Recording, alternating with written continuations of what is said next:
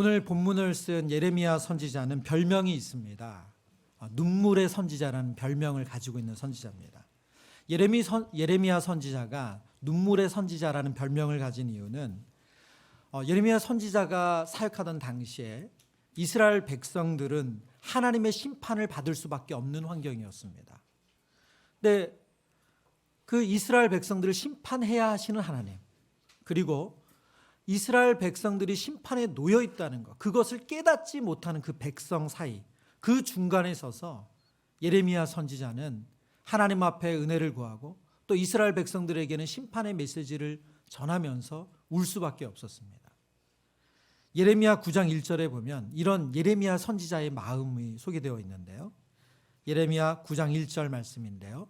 어찌하면 내 머리는 물이 되고 내 눈은 눈물의 근원이 됐고 죽임을 당한 딸 내 백성을 위하여 주야로 울리로다. 예레미야 선지자가 눈물의 선지자로 불리는 것은 이스라엘 백성들을 생각하면 너무 안타까운 거예요. 그들이 죄를 깨닫고 돌아와야 되는데 돌이키진 않고 하나님은 그들을 심판하실 수밖에 없는, 그래서 그는 자신의 몸이 물로 가득 찼대요. 우리가 수도꼭지를 틀면 물이 나오는 것처럼 예레미야 선지자 상태가 그렇다고 말합니다. 예레미야 선지자가 이스라엘 백성들을 그의 상황을 보면서 울 수밖에 없었던, 그리고 그들이 심판받을 수밖에 없었던 그 이유를 예레미야 31장 32절에 이렇게 말씀하고 있습니다. 이 언약은 내가 그들의 조상들의 손을 잡고 애굽 땅에서 인도하여 내던 날에 맺은 것과 같지 아니할 것은 내가 그들의 남편이 되었어도 그들이 내 언약을 깨트렸음이라. 여호와의 말씀이니라. 이스라엘 백성들이 하나님과 신의 산 언약, 신랑과 신부가 언약을 맺듯 이스라엘 백성들이 순전한 신부가 되어서 신랑 대신 하나님과 피로 맺은 언약이 신의 산 언약인데 그 언약을 깨트렸대요. 이스라엘의 역사를 보면 이스라엘 백성들은 광야 시대에서부터 하나님께서 주신 이 약속을 번번이 어겼습니다. 그래서 아수르에 의해서 북이스라엘 백성들이 먼저 멸망을 당하고 남유다 백성들이 예레미야 선지자와 에스겔 선지자가 활동하던 이 시기에 바벨론의 심판을 딱 목전에 두고 있던 시대입니다. 눈물의 선지자 예레미야는 이스라엘 백성들의 죄를 지적하면서 부부간에 지켜야 할 정결을 지키지 못한 것처럼 이스라엘 백성들이 하나님 앞에 그 순결을 지키지 못하고 음란하게 우상 숭배를 한 것에 대해서 안타까워하며 이 메시지를 전하고 있습니다. 하나님께서 이스라엘 백성들을 향해서 당하신 그 배신감을 예레미야 3장 20절에 이렇게 표현하고 있거든요. 그런데 이스라엘 족속아, 마치 아내가 그의 남편을 속이고 떠나감 같이 너희가 확실히 나를 속였느니라. 여호와의 말씀이니라. 신랑이신 하나님께서 배신을 당했다고 말해요. 내가 너희에게 속았다고 말합니다. 하나님께서는, 신랑이신 하나님께서는 신부인 이스라엘을 위해서 사랑과 호의를 아낌없이 베풀어 주었는데 그들은 그 사랑과 호의를 받았음에도 불구하고 그것을 하나님께 사랑으로 갚지 아니하고 다른 우상을 음란하게 섬기는 것으로 갚았다는 것이죠. 그래서 예레미야 선지자의 많은 부분은 이스라엘 백성에 대한 심판의 예언입니다. 그런데 오늘 이 본문에 이르러서 하나님께서는 이스라엘 백성들에게 심판의 메시지가 아닌 전혀 다른 메시지를 주고 계세요. 바로 다시 언약을 맺으시겠다는 거예요. 그들이 하나님과 맺은 그 언약을 깨트렸는데 하나님께서 다시 너희와 언약을 맺겠다 말씀하십니다. 여러분, 우리가 심한 배신감을 느끼고 누군가에 대해서 되게 고통스러운 일을 당하면 내가 그쪽으로도 쳐다보지도 않는다 이런 말 하잖아요. 얼마나 그쪽이 싫으면, 그 대상이 싫으면 그런 말을 하겠어요. 하나님 입장에서는 이스라엘 백성을 다시 보고 싶지도 않을 것 같은데 오늘 본문에 보면 하나님께서 다시 그들과 언약을 맺겠다. 그것이 바로 새 언약입니다. 예레미야 31장 31절의 말씀 같이 읽어보겠습니다. 여호와의 말씀이니라. 보라, 날이 이르리니 내가 이스라엘 집과 유다의 집에 새 언약을 맺으리라. 아멘. 보라, 날이 이르리니, 이 날은 어떤 날입니까? 바로 회복의 날이에요. 이스라엘 백성들이 심판 중에 있지만 심판을 주고자 하는 것이 하나님의 본심이 아니고 하나님의 진심은 그들이 회복되는 거래요. 보라, 날이 이르리니 그날에 내가 너희와 새로운 언약을 맺겠다 말씀하십니다. 하나님은 이스라엘의 회복의 날을 지금 준비하고 계십니다. 말씀을 묵상하면서 하나님께서 새 언약을 통해서 하나님의 본심, 하나님의 진심을 우리에게 알려주심을 깨닫게 됩니다. 성도님들 가운데 신방을 하다 보면 하나님을 되게 두려운 하나님으로, 무서운 하나님으로 생각하는 분들이 종종 있으세요. 그래서 예배를 빠질 수가 없다는 거예요. 예배 빠지고 싶은데 예배를 빠질 수가 없대. 그 이유는 뭐냐면 내가 예배 빠지고 나면 그 주에 무슨 일 생길까 봐 무서워서.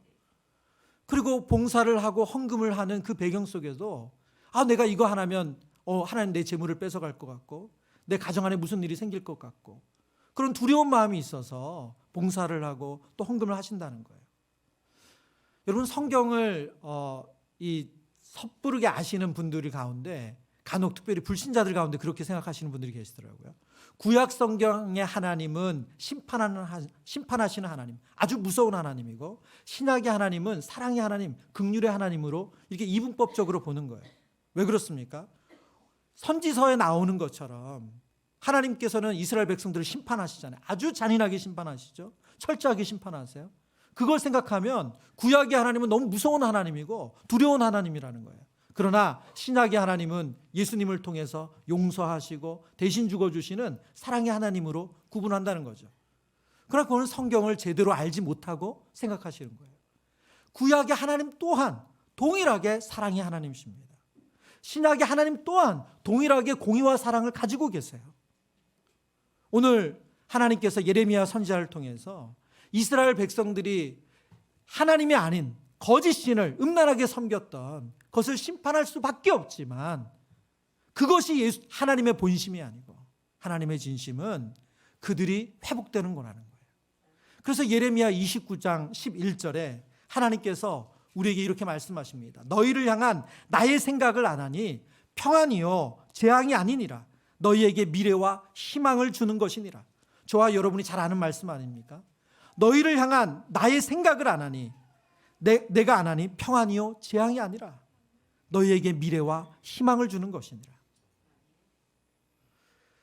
오늘 새 언약을 주신 이 하나님의 말씀을 통해서 하나님의 진심을 만나는 은혜가 있기를 축원합니다. 새 언약이 담긴 하나님의 마음은 첫 번째로 하나님은 변함없이 우리를 당신의 백성 삼으신다는 것입니다. 새 언약의 이 새에 해당하는 새롭다라는 단어가 히브리어로 하다시라는 단어예요. 이 단어의 의미는 다시 새롭게 된, 다시 지어진 또는 리프레시 이런 의미를 가지고 있습니다. 이 하다시라는 단어의 의미를 알 수 있는 대표적인 본문이 이사야 61장 4절의 말씀인데요. 그들은 오래 황폐하였던 곳을 다시 쌓을 것이며 옛부터 무너진 곳을 다시 일으킬 것이며 황폐한 성읍 곧 대대로 무너졌던 것들을 중수할 것이며 오늘 성경에 보면 다시 쌓고 무너진 곳을 다시 일으키고 중수한다고 말하죠. 이 중수한다는 단어가 하다시입니다. 하나님께서 이전의 본래의 상태로 회복시켜 주신다는 거예요. 그래서 예레미야 31장의 이 새 언약은 바로 하나님께서 먼저 맺으셨던 그 언약의 내용을 가지고 옵니다. 확인해 볼까요? 31장 33절의 말씀. 그러나 그날 후에 내가 이스라엘 집과 맺을 언약은 이러하니, 이게 새 언약이죠. 곧 내가 나의 법을 그들의 속에 두며 그들의 마음에 기록하여, 우리 강조 한 편 같이 읽습니다. 나는 그들의 하나님이 되고 그들은 내 백성이 될 것이라. 여호와의 말씀이니라. 아멘. 여러분, 나는 그들의 하나님이 되고 그들은 내 백성이 될 것이라. 여러분 자주 본 표현 아닙니까? 하나님께서 이스라엘 백성도가 언약을 맺으실 때 나는 너희의 하나님이 되고 너희는 나의 자녀가 될 것이다. 나의 백성이 될 것이다. 반복적으로 하셨던 말씀이에요. 근데 오늘 새 언약을 맺으실 하나님께서 동일하게 그 말씀을 하시는 거예요. 나는 너희의 하나님이다. 너희는 내 백성이다. 이스라엘 백성들의 모습을 보면 그럴 만한 자격이 없잖아요. 그렇죠? 그럴 만한 자격이 없습니다.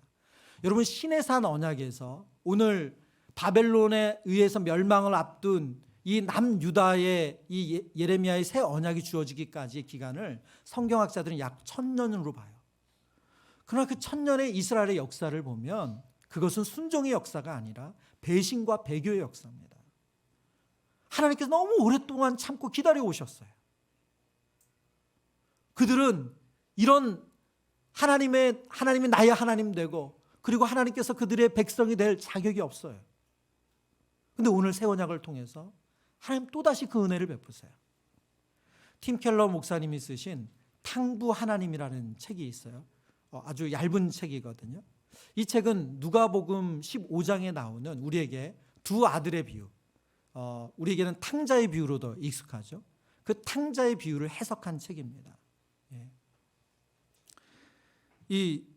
우리에게 이제 뭐 탕자의 비유 그러면 돌아온 탕자를 줄여서 뭐라고 그러죠? 돌탕이라고 합니다. 집에 있는 탕자는 집탕이죠. 돌탕, 집탕 이 두 탕자가 나오는 내용이죠. 우리 탕부 하나님의 이 책에 번역된 책의 원제는 더 프로디걸 갓이에요. 프로디걸 갓. 팀 켈러 목사님은 이 프로디걸이라는 설명을 이렇게 합니다. 흔히 탕자로 번역되는 문구의 형용사 프로디걸은 제멋대로 군다는 뜻이 아니라 무모할 정도로 씀씀이가 해프다는 뜻이다. 하나도 남김없이 다 쓴다는 의미다. 그러므로 이 단어는 비유 속의 둘째 아들만이 아니라 아버지를 수식하는 말로도 어울린다. 이 아버지의 재산을 아버지가 죽지 않았는데 유산을 받아가지고 해외에서 허랑방탕하게 쓴 그 둘째 아들만 프로디걸, 해픈 사람이 아니라 그 둘째 아들을 대하는 아버지, 하나님으로 상징되는 이 아버지도 프로디걸하다는 거예요. 이렇게 설명합니다. 비유 속의 아버지는 예수님이 아주 잘 아셨던 하늘 아버지를 상징한다. 예수님이 우리에게 보여주시는 하나님은 앞뒤 재지 않고 아낌없이 다 내주시는 분이다. 그런 의미에서 그분의 자녀인 우리에게 그야말로 탕부이시다. 더 프로디걸 갓이라는 거예요. 본문의 말씀 내용을 보면 누가복음 15장의 둘째 아들이 아버지의 재산을 가지고 해외에서 허랑방탕히 다 씁니다. 돈이 하나도 남지 않았어요. 그러니까 먹고 사니까 일을 해야 되잖아요. 그러니까 그가 하는 일이 뭐냐면 돼지 치는 일이었던 것 같아요. 본문에 보면 돼지가 먹는 쥐염 열매를 먹습니다. 그런데 그것마저도 주는 이가 없어서 못 먹는데요. 여러분, 유대인들에게는 안 먹는 음식 고기가 있어요. 그 대표적인 고기가 돼지고기입니다. 그래서 돼지 치는 일은 유대인들이 안 하는 일이에요. 그러니까 그 본문에 나오는 두 아들의 형편, 두 아들의 상태는 말하자면 막장이에요. 막장. 더 이상 내려갈 곳이 없는 데까지 내려간 상태예요. 그가 거기서 자신이 왜 이렇게까지 됐는지를 깨닫는 거죠. 후회해요. 그리고 그가 아버지께 돌아와서 하는 말이 이렇습니다. 지금부터는 아버지의 아들이라 일컬음을 감당하지 못하겠나이다. 저 아버지의 아들이라고 불릴 자격 전혀 없습니다. 그냥 저 집의 종처럼 그렇게 저를 대우해 주세요. 그러나 아버지는 어떻습니까? 종들에게 이렇게 말하죠. 제일 좋은 옷을 입히라. 손에 가락지를 끼워라. 그리고 발에 신을 신겨라. 당시 노예와 종들은 신을 잘 신지를 못했대요. 아마 지금 이 아들이 그 상태였던 것 같아요. 근데 그 아들에게 본문을 보면 제일 좋은 옷을 입히고 손에 가락지를 끼우고 신을 신기래요. 그리고 살진 송아지를 잡아서 잔치를 벌여요. 여러분, 지금 이 아버지가 그 아들 생각하면 그렇게 할 수 있는 마음이 가능한 겁니까? 여러분 별로 공감이 안 되실 거죠. 저와 여러분의 일을 바뀌어보죠. 막 그런 아들이 있다고 해보죠. 저는 아들이 하나 있기 때문에 되게 그런데 하여튼 그런 아들이 있다고 해보죠. 그 아들이 아니 지금 집을 빚 잡혀 집까지 보증 잡혀가지고 돈을 내줬더니 그거 허랑방탕하게 다 쓰고 그리고 또 채무까지 않고 계속 연락하고 집으로 들어온다고 말해요. 여러분 살진 송아지 잡아서 아이 명절에 맞아 주시겠어요? 비밀번호 바꾸는 거 아닐까 우리? 누가복음 15장에 이 아버지의 모습을 보여주는 이 아버지의 그 변함없는 사랑을 보여주는 모습이 있는데요. 누가복음 15장 24절입니다. 우리 같이 읽어보죠. 이 내 아들은 죽었다가 다시 살아났으며 내가 잃었다가 다시 얻었노라 하니 그들이 즐거워하더라. 여러분 이 프로디걸 갓, 이 프로디걸한 아버지의 마음을 보세요. 이 내 아들은 여전히 내 자녀, 내 아들이라는 거예요. 어떤 일을 했든 여전히 내 아들이다. 하나님께서 저와 여러분을 그렇게 대하시는 줄 믿습니다. 오늘 이스라엘을 향해서 하나님 그러신 거예요. 왜 새 언약을 베풀 수 있습니까? 새 언약을 통해서 나는 너희의 하나님이 되고 나는 너희 백성이 된다는 말씀은 너희가 어떤 일을 벌였든 나는 너희를 끝까지 책임진다는 거예요. 제가 말씀을 준비하다가 오늘날 우리의 삶이 너무 우리가 힘을 주고 산다. 어깨에 힘이 들어가 있고 손에 힘이 들어가 있고 내가 아니면 안 되는 것처럼. 그래서 편안하질 않아요. 여러분, 우리 하나님께서 저와 여러분의 하나님 되신 줄 믿습니다. 우리는 하나님의 자녀예요. 우리가 우리 인생을 책임지는 게 아니라 하나님께서 우리 인생을 책임지시고 보호하신다는 거예요. 그 하나님은 프로디걸, 무엇이라도 헤프게 주실 준비가 되어 있으세요. 그 하나님을 만나는 은혜가 있기를 축원합니다. 새 언약에 담긴 하나님의 마음 두 번째는 하나님은 새 언약을 지킬 능력을 주시는 분이시라는 거예요. 예레미야 31장 33절입니다. 그러나 그날 후에 내가 이스라엘 집과 맺을 언약은 이러하니 곧 내가 나의 법을 그들 속에 두며 그들의 마음에 기록하여 나는 그들의 하나님이 되고 그들은 내 백성이 될 것이라 여호와의 말씀이니라. 새 언약은 앞서 우리가 첫 번째 대지에서는 첫 번째 하나님께서 시내산 언약과 내용이 같은 내용이 있다고 말씀드렸어요. 그런데 오늘 두 번째 내용은 다른 내용이 있다는 거예요. 이전의 내용을 그대로 답습한 것이 아니라 하나님께서 이전의 내용을 바꾸신 게 있어요. 그 바꾸신 내용이 무엇이냐? 바로 곧 내가 나의 법을 그들 속에 두며 그들의 마음에 기록하신다는 내용이에요. 왜 그러면 하나님은 이 내용을 바꾸셨는가? 첫 번째 시내산 언약의 내용을 그대로 유지하지 않으시고 바꾸셨는가? 첫 번째 시내산 언약은 뭐냐면 하나님께서 그들에게 율법을 주셨습니다. 10계명을 필두로 한 율법을 주셨어요. 그래서 이 율법을 지키면 내가 너에게 복을 주고 이 율법을 지키지 않으면 내가 너를 저주할 것이라 말씀하셨어요. 하나님께서 직접 돌에 새겨주신 그 10계명. 그러나 그들은 이 말씀을 지키지 못했어요. 근데 오늘 새 언약에서는 하나님이 돌에다가 그 법을 새기는 것이 아니라 어디다가 그 법을 새겨주신다고요? 그렇죠. 마음에 새겨주신대요. 여러분, 어떻게 이 일이 가능합니까? 예레미야 선지자와 동시대에 활동했던 에스겔 선지자에게 하나님께서 이렇게 말씀하셨습니다. 에스겔 36장 26절의 말씀 우리 같이 읽겠습니다. 또 새 영을 너희 속에 두고 새 마음을 너희에게 주되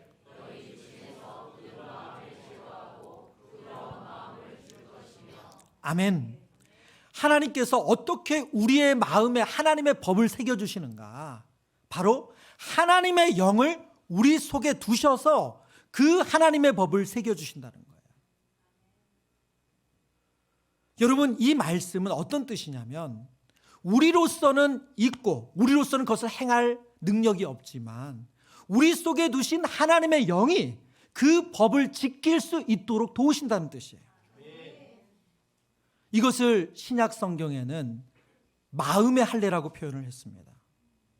그래서 사도 바울은 이스라엘 백성 이 회개하고 돌아온 그리스도인들 가운데 여전히 자꾸 율법을 지켜야 된다는 육신의 할례를 주장하는 사람들에게 그것은 우리에게 아무런 능력이 되지 않는다. 왜요? 구약의 이스라엘 백성들이 아브라함 언약을 통해서 그들은 눈에 보이는 할례를 행했어요. 육신의 할례를 행했어요. 그런데 그것이 하나님의 법을 지키게 했습니까? 아니요. 하나님의 자녀라고 그들의 입으로는 얘기했지만 살아낼 능력이 없었다는 거예요. 그래서 너에게 필요한 것은 육신의 할례가 아니라는 거예요. 율법을 지키는 거 가지고는 너희가 안 된다는 거예요. 너에게 진정 필요한 건 마음의 할례다. 로마서 2장 29절에 이렇게 말씀하고 있습니다. 오직 이면적 유대인이 유대인이며 할례는 어디다 행합니까? 마음에 할지니 영에 있고 율법 조문에 있지 아니한 것이라. 그 칭찬이 사람에게서가 아니요 다만 하나님에게서니라. 마음의 할례를 행해야 된대요. 이 마음의 할례가 뭡니까? 바로 하나님의 영이신 성령이 우리의 심령에 임하는 거예요. 그래서 그 하나님의 영의 통제를 받는 겁니다. 그래서 로마서 8장에 사도 바울이 영으로 행할지니라, 영의 사람은 영으로 산다고 말씀하시는 거예요.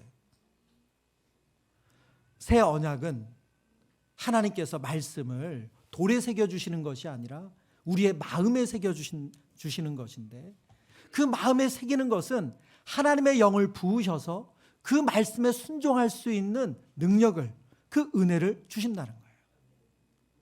저와 여러분에게 이 은혜가 있길 바랍니다. 제가 이 말씀을 묵상하는데요, 제가 한 몇 개월 됐습니다. 몇 개월 전에 알게 된 예능 프로가 있어요. 별로 예능 프로를 잘 안 보는데, 시끄러워가지고 안 보는데, 몇몇 연예인이 그 가게 사장을 하는 프로예요. 예, 그래서 어쩌다 그냥 사장님 하시는 그런 프로가 있어요. 예, 그런 프로가 있는데, 저는 이게 뭐 시즌이 3번째가 됐다고 하더라고요. 근데 제가 이 3번째 만에 이걸 보게 됐는데, 이 프로에서 제가 정말 큰 감동을 받았어요. 그건 뭐냐면, 이번에 맡게 된 가게는 이제 미국에 있는 이 샌프란시스코라는 지역 안에 있는 한 작은 소도시인데, 소도시에 있는 마켓이었어요. 근데 그 마켓 사장님에 대한 얘기입니다. 이 사장님이 코로나 팬데믹 때 이제 이 사장님에 대한 미담을 납품업체 직원이 얘기해 주는 거예요. 이 코로나 팬데믹 때 이 미국이 이제 경제 활성화를 위해서, 그리고 또 자영업자들과 소상공인들이 무너지지 않도록 엄청난 돈을 쏟아부었다는 거예요. 예. 근데 그때 묻지도 않고 따지지도 않고 사업장을 하는 사람들에게 정말 거액을 줬다고 해요. 근데 이분이 그걸 거절했다는 거예요. 그래서 직원들도 납득이 안 가고, 왜 그거 안 받냐고, 다 받는데. 근데 이분이 그 자리에서 이제 그 얘기를 하시더라고요. 예, 마지막 화인데 그 자리에서 그러시는 거예요. 본인이 받으면, 본인의 가게는 사실은 팬데믹 때 어렵지 않았다는 거예요. 그만큼은 다 유지가 됐다는 거예요. 근데 내가 받으면 누군가 꼭 필요한 사람이 못 받지 않겠냐.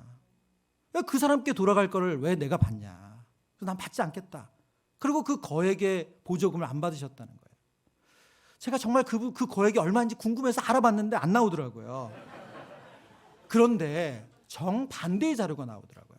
어떤 자료가 나왔냐면, 미국이 코로나 팬데믹 3년 동안에 그 돈을 많이 풀었잖아요. 그런데 부적격하게, 그런 자격이 없는데도 불구하고 부적격하게 대출을 받은 금액이 얼마냐면, 우리나라 돈으로 약 6조 6,440억 원이래요.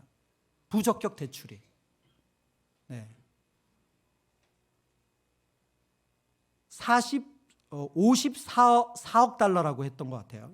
제가 본 자료에서는. 여러분, 그러니까 지금 보세요. 사람들은 정부에서 묻지도 않고 따지지도 않고 돈을 퍼주는 때예요. 경제가 무너질까 봐. 그런 때 그냥 누구나 다 받아요. 그냥 뭐 나쁜 마음이 아니라 그냥 주면 받는 거예요.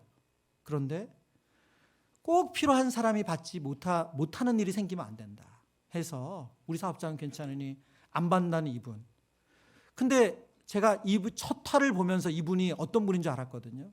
첫 화에 이 사장님이 이 연예인들에게 자기 가게를 맡기면서 인수인계를 하잖아요. 근데 이분은 직접 나와서 인수인계를 한 게 아니라 편지를 써서 주셨어요. 근데 편지가 이렇게 시작합니다. 샬롬. 그러면서 이제 이분이 우리 가게는 어떤 가게고, 이렇게 뭐 캐시는 어떻게 하시고, 뭐 이러고 쭉 쓰셨어요. 이분은 그 지역의 한 교회 장로님이시더라고요. 이 예능 프로 중간중간 계속해서 이분의 미담이 계속해서 나와요. 이분이 그 지역을 어떻게 섬겼는지, 이분이 가게를 어떻게 운영하는지, 어떤 마음을 하는지. 근데 제가 이 마지막 화에서 너무너무 감동이 되더라고요. 누구나 보는 이런 공중파에서 정말 이분이 보여준 이 모습이 교회가 세속화에 찌든 것이 아니라, 믿는 사람들이 다 돈에 눈이 멀어서 다 그렇게 사는 것이 아니라 정말 다르게 살 수 있다. 하나님의 영이 그 속에 있는 사람이 전혀 다른 삶을 살 수 있다는 것을 보여주는 너무 좋은 예가 되더라고요. 저는 제가 예능 프로에서 봤던 이 장로님만 그렇다고 생각하지 않습니다. 저희 교회 안에도 그런 좋은 그런 믿음의 본을 보이시는 우리 많은 성도님들이 있습니다. 어떻게 이 일이 가능합니까? 우리 속에 하나님의 영이 하나님의 법을 새겨주셨기 때문에 가능한 거예요. 그래서 세상의 법을 따라가지 않고 눈먼 돈이라고 그냥 받는 게 아니라 하나님의 법에 따라 사는 거예요. 하나님은 그것이 가능하도록 우리 속에 하나님의 영을 부으신 줄 믿습니다. 세 번째, 새 언약에 담긴 하나님의 마음은 하나님이 영원하고 변치 않는 용서를 주신다는 약속입니다. 예레미야 31장 34절의 말씀 우리 같이 소리내서 읽어보겠습니다. 그들이 다시는 각기 이웃과 형제를 가리켜 이르기를 너는 여호와를 알라 하지 아니하리니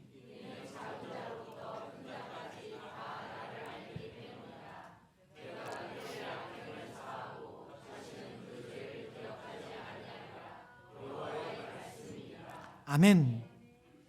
지금 하나님께서 이스라엘 백성들에게 새 언약을 맺으시면서 마지막에 언약의 내용이 무엇이냐면 내가 그들의 악행을 사하고 이스라엘 백성들이 지금까지 지은 그 모든 악행을 용서해 주신대요. 다시는 그 죄를 기억하지 아니하리라. 여러분, 다시는 기억하지 않는 무슨 말이에요? 영원한 용서예요. 지금 하나님께서 이스라엘 백성들에 대해서 영원한 용서, 완전한 용서를 하신다고 말씀하시는 거예요. 이것이 바로 하나님의 진심입니다.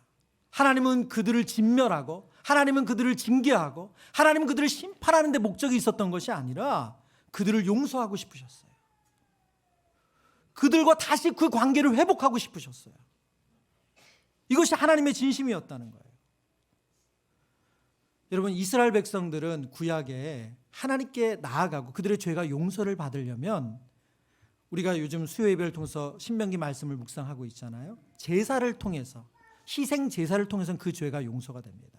특별히 모든 이스라엘 백성들은 대속죄일에 그 대속죄일의 제사를 참여함으로 1년간 그들의 죄가 유예를 받는 거예요. 근데 어떻게 이 완전한 용서, 영원한 용서가 가능해졌습니까? 히브리서 9장 15절에 하나님께서 이렇게 약속하세요. 말씀을 같이 읽습니다. 이로 말미암아 그는 새 언약의 중보자시니 이는 첫 언약의 때에 범죄한 죄에서 속량하려고 죽으사 부르심을 아멘. 여러분, 오늘 예수님께서 이루신 사건을 설명하면서 새 언약의 중보자가 되신대요. 예수님은 예레미야 선지자를 통해서 말씀해 주시는 이 새 언약을 예수님께서 이루셨다는 거예요. 우리에게 영원한 용서, 완전한 용서를 주시기 위해서 예수님이 십자가에 죽으셨고 그 십자가의 대속의 죽음으로 말미암아 저와 여러분의 과거, 현재, 앞으로 지을 죄까지 하나님께서 깨끗이 사하여 주셨다고 말씀합니다. 이것이 하나님의 진심이에요. 여러분, 말씀을 정리합니다.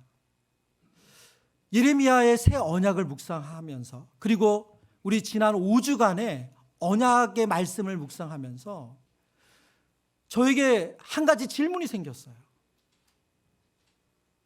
저와 여러분이 묵상한 지난 5주간의 이 약속의 말씀 중에 신앙생활을 몇 년 이상 하신 분들이라면 처음 듣는 이야기는 그렇게 많지 않습니다. 오늘 나눈 말씀도 그렇죠.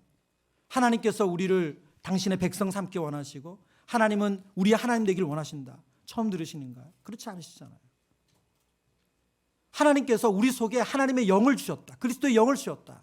성령을 선물로 주셨다. 우리가 다 알고 있는 말씀 아닙니까? 그리고 하나님께서 우리의 죄를 완전히 용서하기를 원하신다. 이 말씀 또한.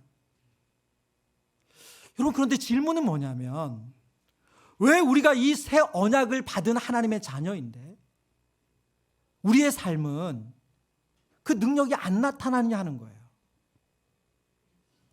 하나님께서 나의 하나님 되고 내가 하나님 백성 되면 우리 안에 그 평안함이 있어야 되잖아요.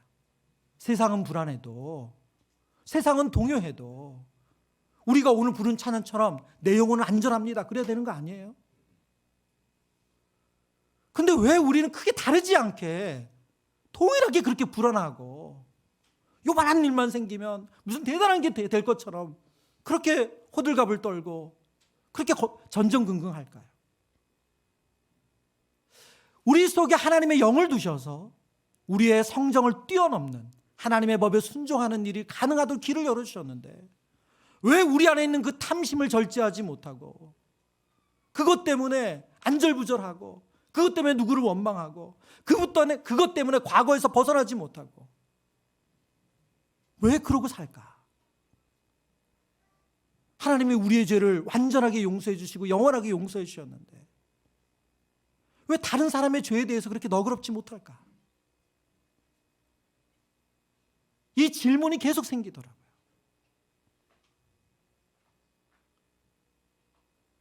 오늘날 우리에게 어떤 꿈이 있습니까? 여러분, 교회가 가져야 될 비전이 무엇입니까? 저희 교회가 3,000명 되면 부흥한 겁니까? 저희 교회가 조금 넓은 평수로 가면 그게 하나님의 꿈을 이룬 겁니까? 말씀을 묵상하는데 너무 안타까워요. 저를 봐도 안타깝고 여러분을 봐도 안타까워요. 여러분, 우리가 뭐 하며 신앙생활 합니까? 예수 믿는데 왜 그 탐심이 절제가 안 되고, 예수 믿는데 왜 용서가 안 되고, 왜 예수 믿는데 똑같이 불안해하고, 새 언약의 백성 공동체로 우리를 불러주셨는데 왜 그 능력은 우리 안에 그렇게 잘 안 드러나는가? 정말 저와 여러분이 하나님 앞에 은혜를 구하며 기도했으면 좋겠어요. 여러분, 그 능력 주실 때까지 기도했으면 좋겠어요. 제가 2박 3일간 수련회 보냈던 우리 아이들의 그 소감문을 보면서 정말 놀라운 것을 봤습니다. 아이들이 기도하면서 은혜 정말 많이 받았더라고요. 아이들이 정말 예수님을 인격적으로 만나고 다시는 죄 짓지 않겠다고, 그 길로 가지 않겠다고 정말 많은 아이들이 그렇게 다짐하더라고요. 그들의 입속에서 한 번도 안 나왔던 이야기들을 하더라고요. 여러분, 주일 예배 잠깐, 이 60분 70분 잠깐이 아니라 여러분 정말 이 말씀이 그러한가 해서 그 말씀을 붙잡고 하나님 그 능력 주시기를 여러분 기도하고 있습니까?